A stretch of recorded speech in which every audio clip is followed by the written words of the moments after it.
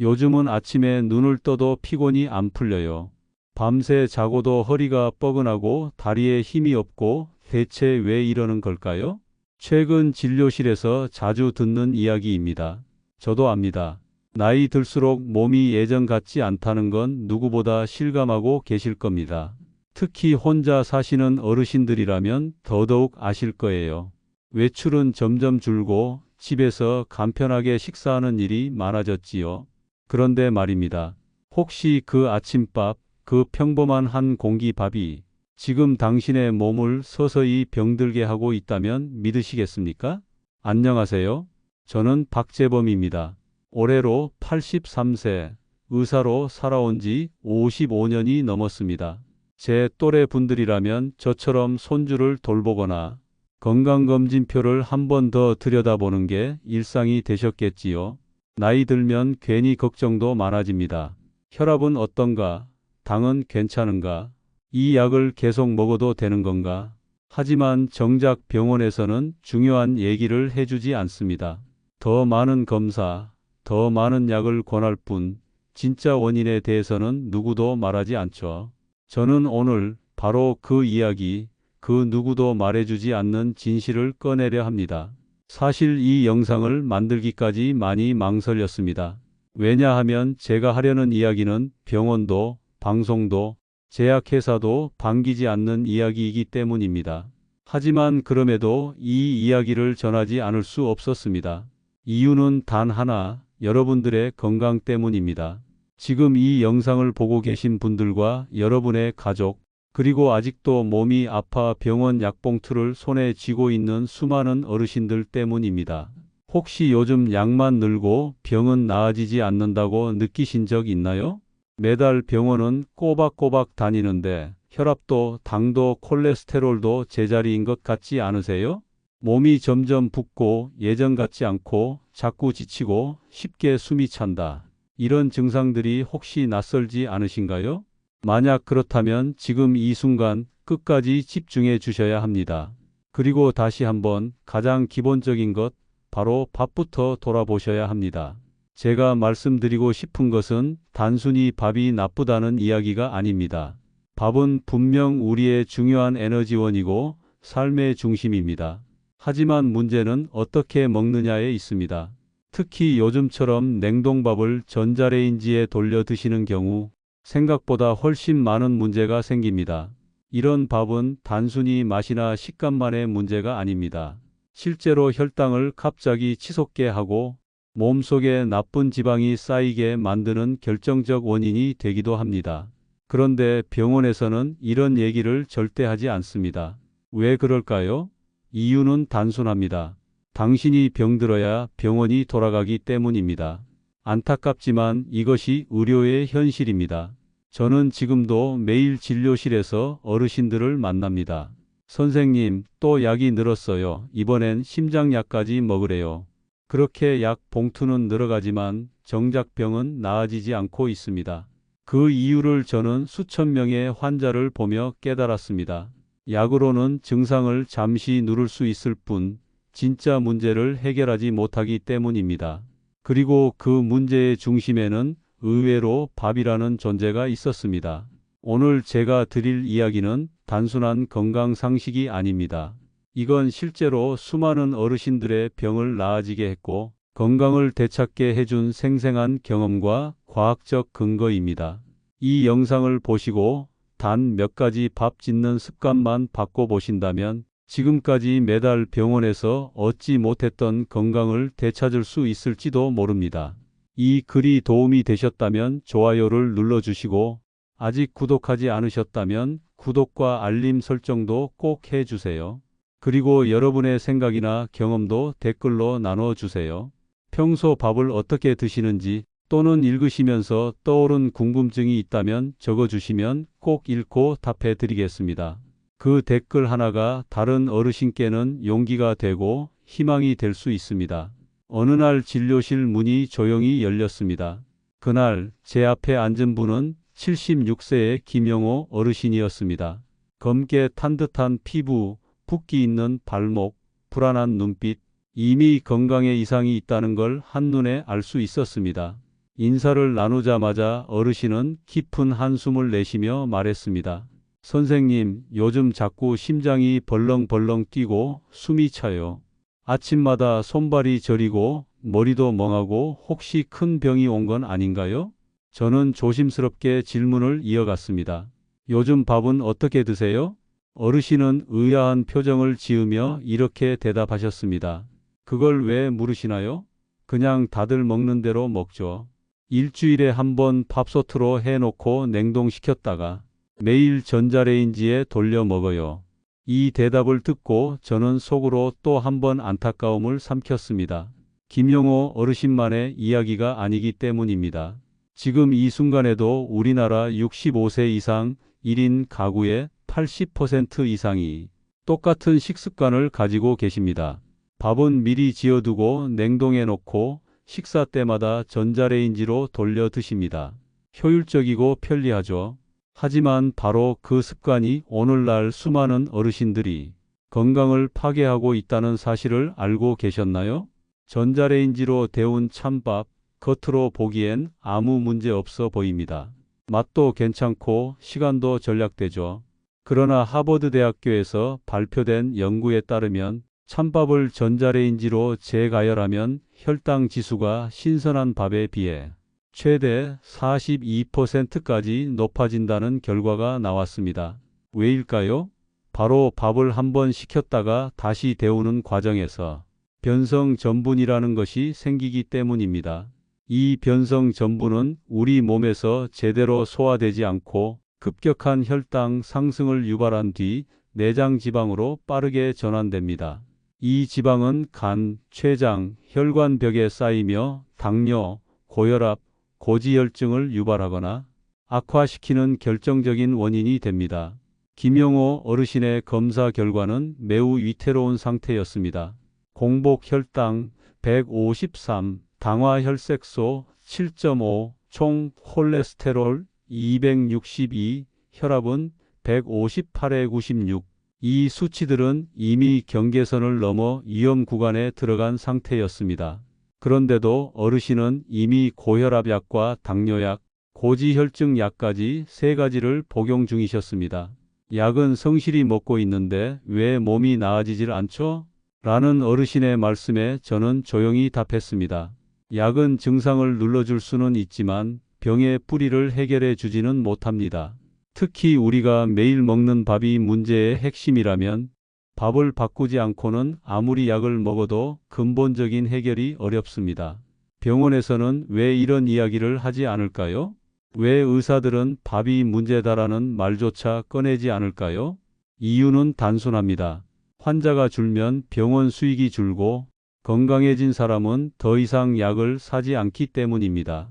이는 의료계에 종사하는 저로서도 부끄럽지만 부정할 수 없는 현실입니다. 진료 시간은 짧고 환자는 많고 의사는 급한 수치를 잡기 위한 약 처방에만 매달리게 됩니다. 결국 근본적인 생활 습관이나 식습관에 대한 교육은 뒷전이 됩니다. 그 틈에서 어르신들의 병은 점점 깊어지고 약은 계속 늘어만 갑니다. 이 현실은 저에게 있어 너무도 절망적이었습니다. 그래서 저는 수년 전부터 조용히 그러나 꾸준히 밥의 과학에 대해 공부하기 시작했습니다. 미국, 일본, 독일, 한국의 영양학 논문과 임상 결과를 분석하며 한 가지 사실을 확신하게 되었습니다. 바로 우리가 매일 먹는 밥 한 그릇이 약이 될 수도 있고 독이 될 수도 있다는 것입니다. 그리고 오늘 제가 이 글을 통해 여러분께 전하고자 하는 핵심도 바로 여기에 있습니다. 김용호 어르신은 처음에 반신반의하셨습니다. 선생님, 밥이랑 병이랑 무슨 관계가 있다고요? 그러나 저는 이미 알고 있었습니다. 같은 식단을 바꾸는 것만으로 놀라운 변화를 경험한 수많은 사례를 말이죠. 당화 혈색소가 9.1에서 6.8로 떨어진 분도 있었고 고혈압 약을 절반 이하로 줄인 분도 있었습니다. 이 모든 변화의 시작은 단순하지만 강력한 질문에서 비롯되었습니다. 어르신, 요즘 밥은 어떻게 드세요? 밥은 단순한 음식이 아닙니다. 매일 반복되는 습관이며 그 습관이 우리의 세포 하나하나에 영향을 줍니다. 특히 시니어 세대에게 있어 밥은 삶의 중심이며 동시에 건강을 좌우하는 가장 핵심적인 요소입니다. 그런데도 우리는 너무 오래, 너무 쉽게 밥을 그저 때우는 것으로 생각해 왔습니다. 이제는 바뀌어야 합니다. 지금부터는 밥 한 공기에도 의도를 담아야 합니다. 영양을 고려하고 조리법을 재점검하고 몸에 맞는 밥을 먹어야 합니다. 김영호 어르신에게 저는 조심스럽지만 단호하게 제안했습니다. 어르신, 밥 짓는 방법부터 바꿔보시는 게 어떠실까요? 처음에는 어르신도 이해하지 못하셨습니다. 밥이 뭐가 문제예요? 그냥 쌀 씻고 밥솥에 지으면 되는 거지요. 그 반응은 당연했습니다. 평생을 그렇게 살아오셨고 누구도 그런 이야기를 해준 적이 없었을 테니까요. 하지만 저는 어르신의 눈을 바라보며 조용히 말씀드렸습니다. 지금 어르신의 건강을 조금씩 무너뜨리고 있는 게 바로 그 밥입니다. 조금만 방식을 바꾸면 몸이 눈에 띄게 달라질 수 있습니다. 저는 종이 한 장을 꺼내어 어르신께 건넸습니다. 그 안에는 제가 30년 이상 진료실에서 수천 명의 환자를 진료하며 얻은 밥의 과학이 정리되어 있었습니다. 그중 첫 번째는 바로 식초 불림법입니다. 쌀을 씻은 후 물 2컵에 천연 식초 1스푼을 넣고 최소 30분 이상 불리는 것입니다. 미국 존스 홉킨스 의대의 대사질환 연구팀이 밝힌 자료에 따르면 식초의 아세트산은 쌀의 혈당 지수를 평균 31%까지 낮춰주는 효과가 있다고 합니다. 마치 당뇨약을 먹은 것과 비슷한 작용을 한다는 것이죠. 두 번째는 귀리 첨가법입니다. 쌀의 귀리를 5에서 7% 정도만 섞어도 혈당 상승 속도를 최대 43%까지 줄일 수 있습니다. 이는 서울대학교 식품영양학과와 내분비내과가 공동으로 연구에 발표한 결과로 특히 한국인 체질에 가장 적합한 조리법이라는 점에서 주목받고 있습니다. 김영호 어르신의 경우에는 쌀 한 컵에 귀리 한 스푼 정도의 비율로 시작하셨습니다. 무리 없이 실행할 수 있는 방법이었고 부담도 없었습니다. 세 번째는 강황 활용법입니다. 밥이 완전히 익은 후 티스푼 하나 분량의 강황 가루를 고루 뿌려 섞는 방식입니다. 일본 국립건강영양연구소의 10년 추적 연구에 따르면 강황 속 커큐민 성분은 인슐린 저항성을 평균 23% 감소시켰고 이는 시중에서 처방되는 당뇨약 메트포르민 계열과 유사한 효과를 보였습니다. 다만 주의할 점은 조리 중 넣지 말고 반드시 밥이 다 된 후 넣어야 영양소가 파괴되지 않는다는 것입니다. 마지막이자 가장 중요한 방법은 밥을 식힌 후 재가열하는 과정입니다. 갓 지은 밥을 뚜껑을 열고 30분간 완전히 식힌 후 다시 약한 불에 따뜻하게 데우는 이 과정을 통해 저항성 전분이 최대 18%까지 증가합니다. 이 전분은 장내 유익균의 훌륭한 먹이가 되며 면역력을 높이고 염증 수치를 줄이는 데 효과가 있습니다. 실제로 옥스퍼드 대학교 소화기내과 연구에 따르면 이 방법으로 6개월간 식사한 그룹은 장내 유익균이 40% 증가했고 염증 수치는 평균 25% 감소했습니다. 이 네 가지 방법을 김영호 어르신에게 설명해 드리고 천천히 실천해 보시라고 권유했습니다. 처음엔 반신반의하셨지만 딱 3주만 해보자는 마음으로 시도해 보셨습니다. 그로부터 정확히 3주 뒤 어르신은 다시 제 진료실을 찾아오셨습니다. 문을 열고 들어오신 모습부터 달랐습니다. 얼굴빛이 한결 환해졌고 발걸음에도 힘이 실려 있었습니다. 선생님, 정말 신기해요. 아침에 일어날 때 몸이 가볍고 잠도 더 푹 자는 것 같아요. 약은 그대로인데도 이렇게 달라질 수 있다니. 검사 결과는 더 놀라웠습니다. 공복 혈당은 153에서 121로 혈압은 15,896에서 13,786으로 떨어졌고 총 콜레스테롤도 262에서 214로 내려갔습니다. 단 3주 만에 약을 바꾸지도 않았는데 이처럼 수치가 좋아진 것은 의사인 저로서도 흔히 보기 어려운 일이었습니다.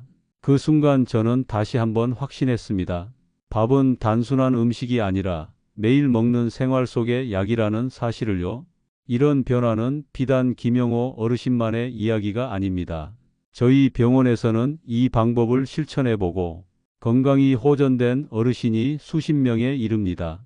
어떤 분은 당화 혈색소가 8.5에서 6.5로 떨어졌고 어떤 분은 12년간 복용하던 고혈압 약을 줄이기도 했습니다.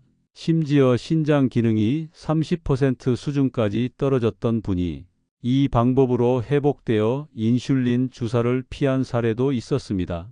어떤 분들은 이렇게 말씀하십니다. 선생님, 이게 그렇게 효과가 있나요? 그냥 밥인데요. 맞습니다.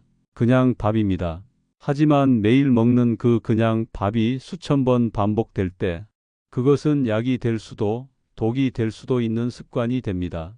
의사인 저도 10년 전까지는 몰랐습니다. 환자들에게 약 처방만 하면 되는 줄 알았습니다. 하지만 수많은 논문을 뒤지고 수천 명의 환자들과 함께 식습관을 바꾸며 지켜본 결과 저는 확신하게 되었습니다. 밥은 치료의 출발점이자 회복의 결정적인 열쇠입니다. 김영호 어르신이 진료실에 다시 오신 날 저는 그분의 표정에서 확신을 얻었습니다. 약은 그대로였지만 몸이 완전히 달라졌다는 말씀이 빈말이 아님을 저는 단번에 알 수 있었습니다. 그날 어르신은 검사를 마친 후 이렇게 말하셨습니다. 선생님, 이거 정말 기적 아닙니까? 제가 아침에 이렇게 가볍게 눈을 뜬 게 몇 년 만인지 모르겠어요. 옛날엔 새벽에 화장실 가고 나면 다시 잠도 안 왔는데 요즘은 아침까지 푹 잡니다. 심장 두근거림도 덜하고 붓기도 확실히 빠졌어요. 이 말을 듣는 순간 의사로서의 보람과 안도감이 동시에 밀려왔습니다. 병을 약으로만 다스리는 것이 아니라 환자의 생활 속 깊은 곳에서부터 해답을 찾을 수 있다는 것, 제가 50년 넘게 진료실을 지켜오며 가장 중요하게 여겨온 철학이 현실에서 입증되는 순간이었습니다. 하지만 동시에 또 하나의 씁쓸함이 밀려왔습니다. 왜 이렇게 효과적인 방법이 이제서야 실천되고 있으며 왜 환자들은 수십 년간 약만 믿고 살아야 했을까 하는 현실에 대한 안타까움이었습니다. 김영호 어르신의 변화는 곧 입소문이 났습니다. 같은 아파트에 사시는 또래 어르신 몇 분이 함께 이 밥 바꾸기 프로젝트를 시작하셨습니다. 강황, 식초, 귀리, 식힘 과정이 4가지를 지켜 밥을 짓는 것뿐인데 놀라운 공통점이 생겼습니다. 아침 기상이 쉬워졌고 소화가 훨씬 편해졌으며 약간의 운동만 해도 몸이 덜 피로하다는 점이었습니다. 어떤 분은 혈압약을 줄였고 또 다른 분은 평소 먹던 소화제를 끊을 수 있었습니다. 요즘은 식후에 더부룩한 느낌이 없어요. 화장실도 훨씬 규칙적이에요. 병원에서 약만 늘릴 줄 알았지 밥 이야기 해준 건 선생님이 처음이에요. 이런 반응은 제게 있어 그 어떤 감사 인사보다 값졌습니다. 하지만 이쯤에서 우리는 의문을 가져야 합니다. 왜 이런 간단하고 효과적인 방법이 병원이나 방송에서는 거의 언급되지 않는 걸까요? 그 답은 생각보다 명확합니다. 바로 의료 산업의 구조 때문입니다. 병원이 수익을 내는 방식은 환자가 많아야 가능한 구조입니다. 건강한 사람은 병원에 가지 않지요. 제약회사도 마찬가지입니다. 만성질환자는 정기적으로 약을 구매해야 하므로 가장 안정적인 고객층입니다. 그런데 환자가 건강해지면 이익이 줄어듭니다. 결국 아무도 환자가 아예 병에 걸리지 않는 법은 적극적으로 말하지 않게 됩니다. 방송통신위원회가 발표한 자료에 따르면 국내 주요 건강 프로그램의 광고 수입 중 67%가 제약사로부터 나오고 있다고 합니다. 그런 프로그램에서 식초, 강황, 귀리처럼 값싸고 쉽게 구할 수 있는 재료로 건강이 좋아졌다는 이야기를 방송할 수 있을까요? 물론 어렵습니다. 그 정보를 들은 시청자들이 약을 덜 사게 되면 스폰서는 광고를 중단할 것입니다. 이 구조가 바로 오늘날 우리가 의료 시스템의 한계라 부르는 현실입니다. 저도 젊었을 땐 이 구조의 이론으로 살았습니다. 약을 더 잘 쓰는 것이 좋은 의사라고 믿었고, 수치만 떨어지면 치료가 잘 되고 있다고 생각했습니다. 하지만 어느 순간부터 환자들의 말이 귀에 들어오기 시작했습니다. 약은 계속 먹는데 왜 병은 나아지지 않나요? 그때부터 저는 눈을 돌렸습니다. 병이 생긴 원인을 묻기 시작했고, 그 중에서도 가장 기본적인 식습관에 주목하게 되었습니다. 그렇게 여러 자료를 분석하고 수백 편의 논문을 탐독한 끝에 얻은 결론은 단순했습니다. 잘못된 밥이 병을 키우고 있었다는 사실. 그런 의미에서 김용호 어르신의 변화는 제게 단지 한 명의 회복된 환자를 뜻하는 것이 아니었습니다. 이것은 지금껏 무시되어 온 생활 습관의 힘이 다시금 조명받아야 한다는 신호탄이었습니다. 저는 이 경험을 바탕으로 더 많은 어르신들께 같은 방법을 권유하기 시작했고, 놀라운 결과들이 연이어 쏟아졌습니다. 67세 박미선 할머니는 당화혈색소가 9.1에서 6.8로, 혈압도 150 이상에서 128까지 떨어졌습니다.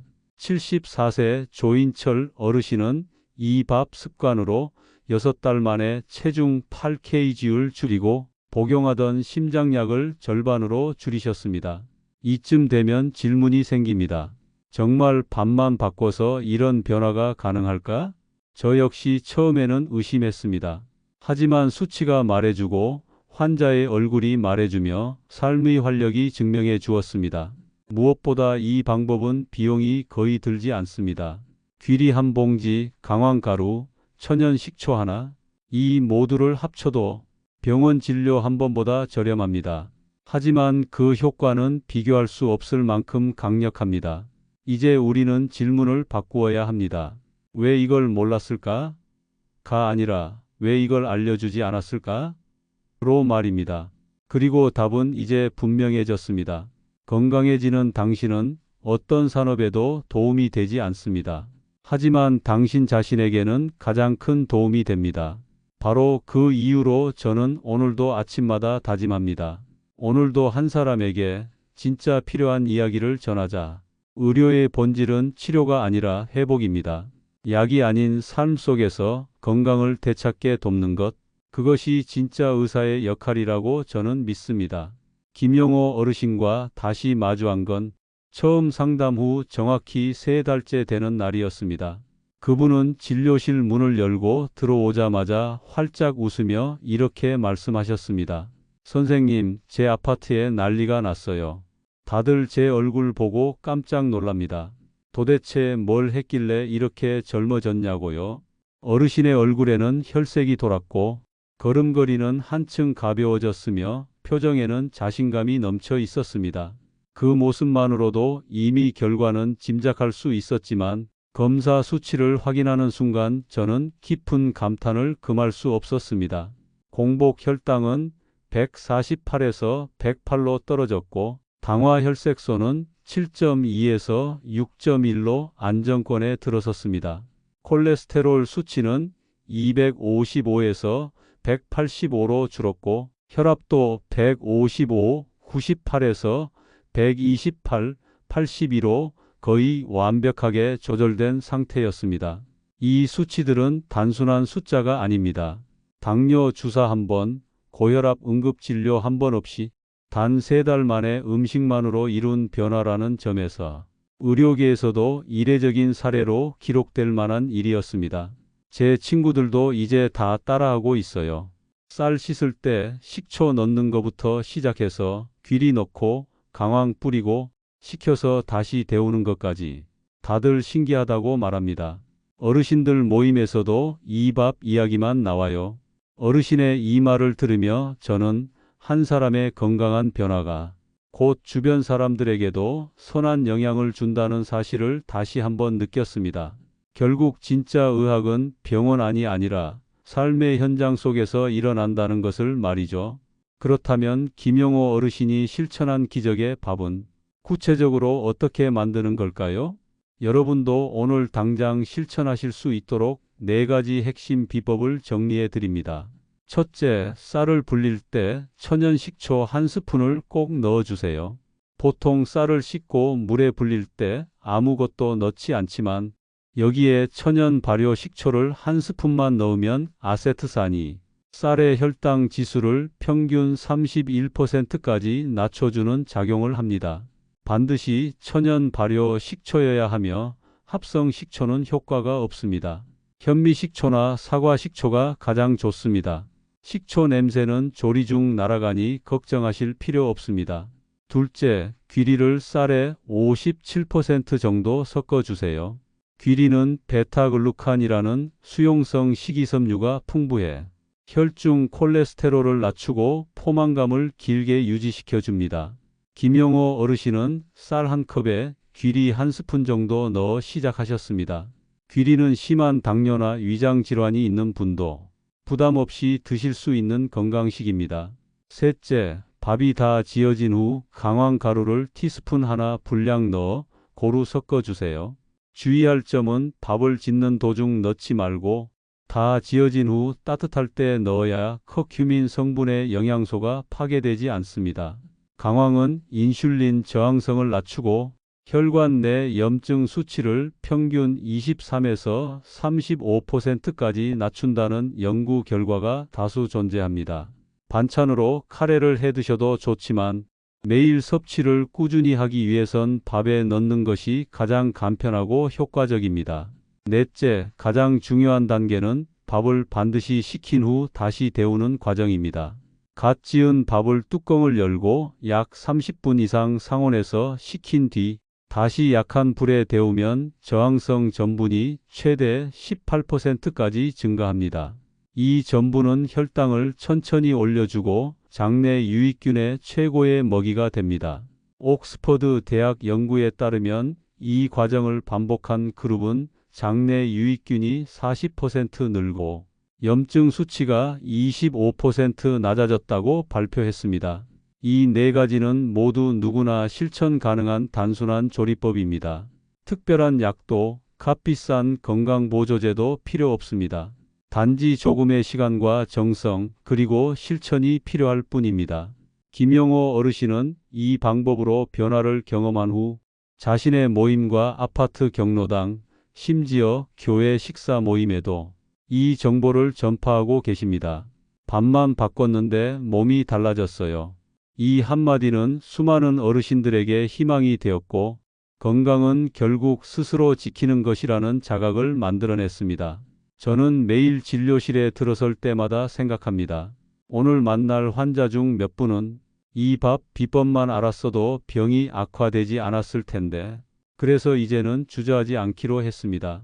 어떤 병보다 어떤 약보다 먼저 바뀌어야 할 건 바로 우리의 밥상이라는 것을 그리고 그것이야말로 진짜 예방의학이자 치유의 출발점이라는 것을 여러분께 꼭 전하고 싶습니다. 지금까지 제 이야기를 끝까지 들어주셔서 진심으로 감사합니다. 이 글을 읽고 나도 한번 바꿔볼까? 라는 생각이 드셨다면 그게 바로 건강회복의 첫걸음입니다. 제 바람은 단 한 가지입니다. 단 한 분이라도 이 정보를 통해 건강을 되찾으시고 삶의 활력을 다시 느끼셨으면 합니다. 혹시 오늘 내용이 도움이 되셨다면 아래에 있는 좋아요 버튼 한번 눌러주세요. 저에게는 큰 응원이 됩니다. 그리고 앞으로도 밥상 하나로 건강을 바꾸는 다양한 이야기를 계속 전해드릴 예정입니다. 구독과 알림 설정을 해주시면 다음 건강 정보도 빠짐없이 받아보실 수 있습니다. 마지막으로 여러분의 소중한 경험도 댓글로 나눠주세요. 평소 밥을 어떻게 지어 드셨는지, 오늘부터 실천해 보신다면 어떤 변화를 기대하시는지 들려주세요. 그 댓글 하나가 어쩌면 누군가의 삶을 바꾸는 큰 용기가 될 수 있습니다. 그리고 꼭 주변 어르신들께도 이 글을 공유해 주세요. 한 분의 건강이 바뀌는 것, 그것이 곧 우리 모두의 미래를 바꾸는 일이라고 믿습니다. 늘 건강하시길 바랍니다. 감사합니다.